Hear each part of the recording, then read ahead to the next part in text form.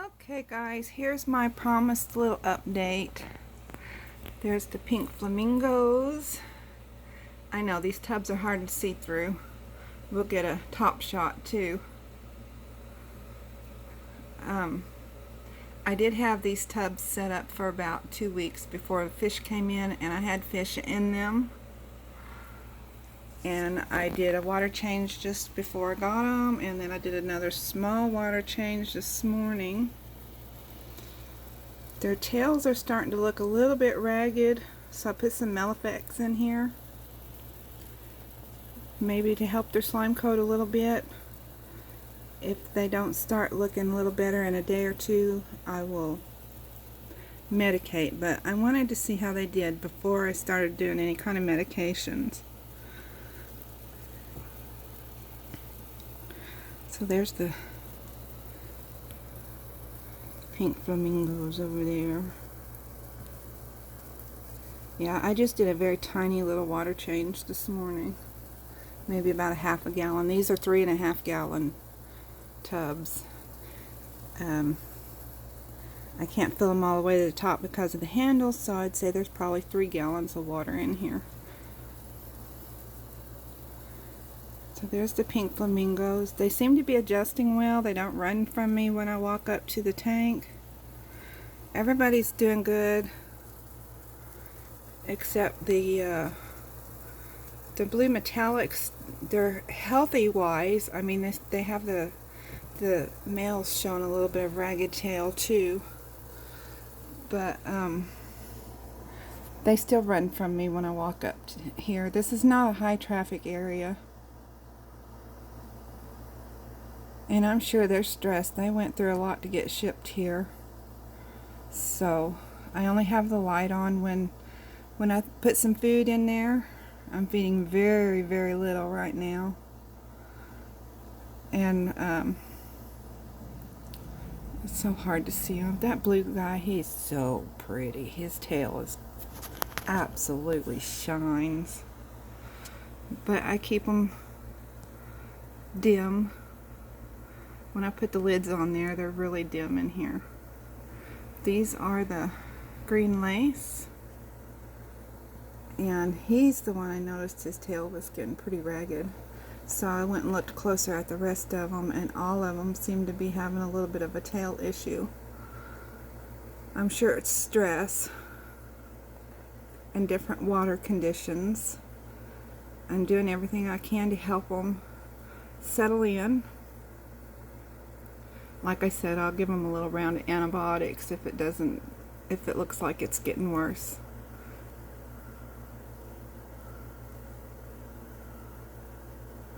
But they're eating. That's a good sign. And let's see if we can get a top view of them guys. I really wish you could see that guy's tail the way I can see it. Let's get you right up here. You can see them blue flashes in there. And this is not a real bright light I have on here either. You can see his blue shining through there. He's gorgeous little baby. Gorgeous, gorgeous. That seems to be my favorite word for the week. And of course these guys are going to hide under the plants as soon as I get up here.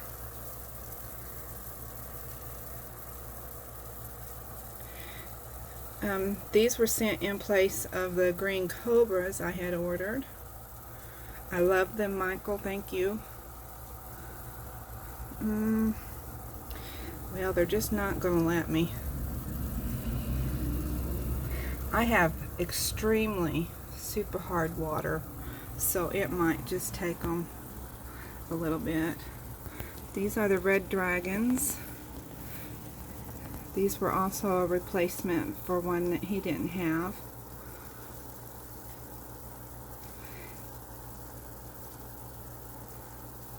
So anyway,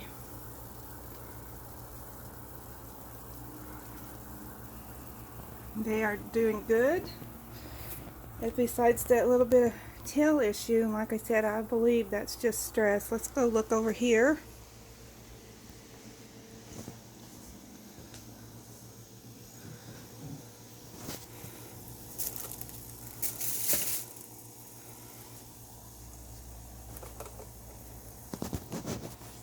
And these are, I had to go on Michael's website and look them up. These are the yellow McCariff. Lord, who knows how to say these things? That sounds Scottish to me. Anyway, I didn't think that I was really into yellowfish.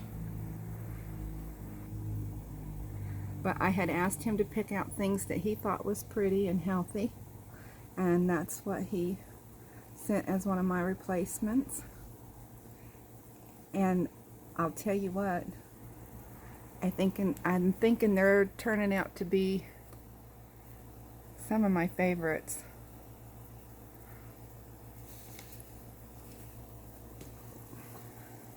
They have a top view. These guys are going to be awesome in a pond in the summertime. Look at the top of them guys. Look at them. They're so pretty. I disturbed my rocks when I did my water change this morning. I don't have it running that heavy, but these little bitty things.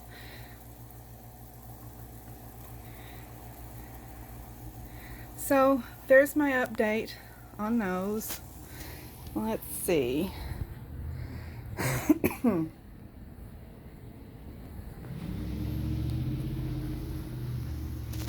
My little indoor pond. Got all kinds of new growth on that creeping Jenny. Getting some new growth on my ivy right here. And everything's doing really good. My little platies seem to be as happy as they can be in there. And I have two little, I don't know what kind of cory cats they are. I don't know if we can even find one of them right now, but there's two of them in here. And what happened was I set my ponds up. He's going to be a ham. I set my ponds up this spring right when all this stuff hit and the fish stores were starting to sell out things. They weren't getting new things in. It's a little bit stirred up because I did that's the female there. Did a little water change on this morning too. But they didn't have, I had a large pond set up and I wanted cory cats in it, and they didn't have enough of the same kind, so I got like 3 emerald cories, 2 of these little, I think they stay little. I wish they would come out. I don't know where they went.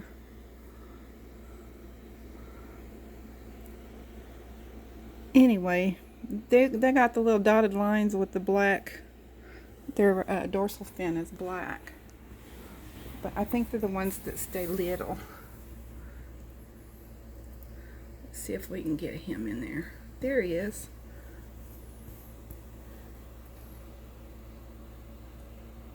He's gonna be camera shy, and anyway, so I have 2 of those in there and 2 platies, and that's all that's in this tank right now. But this tank is just loving life. Look, I got all kinds of new growth on this stuff, and that's what I wanted. I wanted to completely overgrow the top of it. I got a little bit of everything in there. I have pothos, I have English ivy, I have peace lily. It's really starting to perk up, and the creeping Jenny. And then inside I have the bronze cryptocorn, Java fern. I think that is some of the wisteria. And there's creeping Jenny that's growing in the pond too, and it's doing really well in this one. But I seem to have lost almost all of my creeping Jenny in my big tank. I don't know what is going on with it. So here's Here's these guys. They all seem to be doing well. And you know, it's funny, guys. I bought these. They're called vacation wafers. I got them at PetSmart. And I looked at the ingredients, and it was not any fillers. It was all real food. And it's similar to a Repashy, but it's in a really thick gelatin, super thick gelatin. And they have just went to town on this, and it makes me really think that I wasn't feeding these loaches enough, because you can see all the little babies in there. This tank's doing pretty good.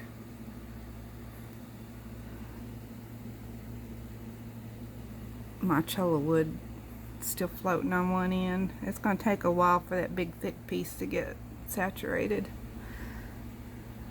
But the fish love it.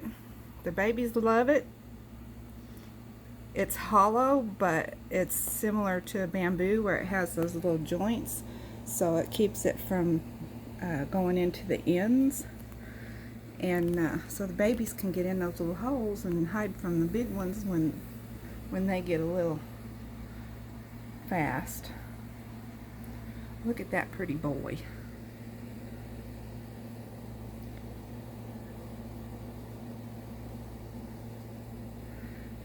He's pretty.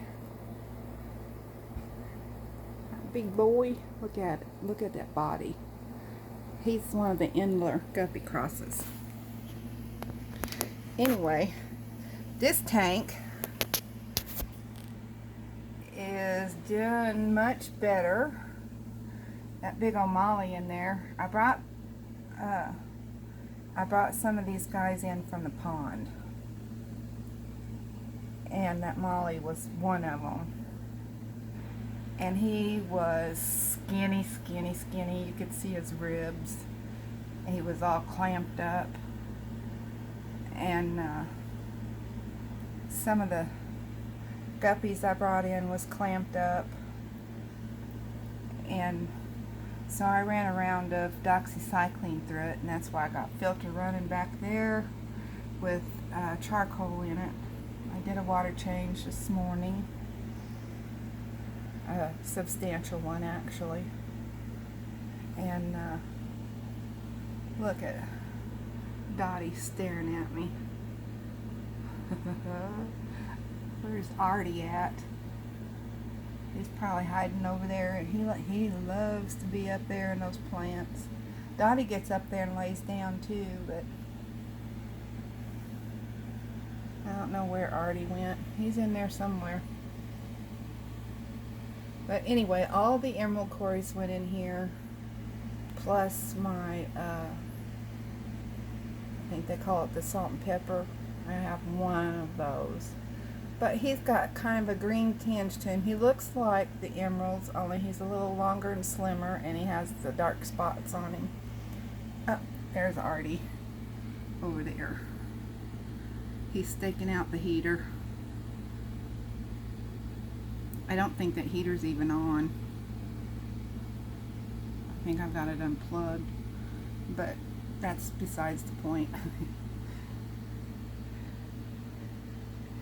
He's my big boy, and he gets along with everybody in here, even Dottie. So anyway, the gold Molly in there, he's starting to put on some weight. He's not swimming around all clamped up and hiding anymore. I got babies in there too. Babies everywhere. It's the life of a guppy keeper, isn't it?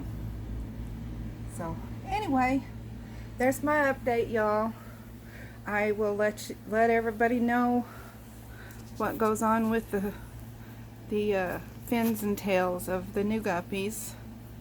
And like I said, I think it's just stress. And I'm thinking that once they get used to their new water conditions, because like I said, my water is so hard, when I use the strips, it goes the darkest color on there, so there's no telling how hard it actually really is. And I think putting the cholla wood in there kind of helps mitigate that a little bit, because the ones that I have the most cholla wood in seem to be doing the best. So I really need to get out into some of those fields and see if I can't get a hold of some more of it.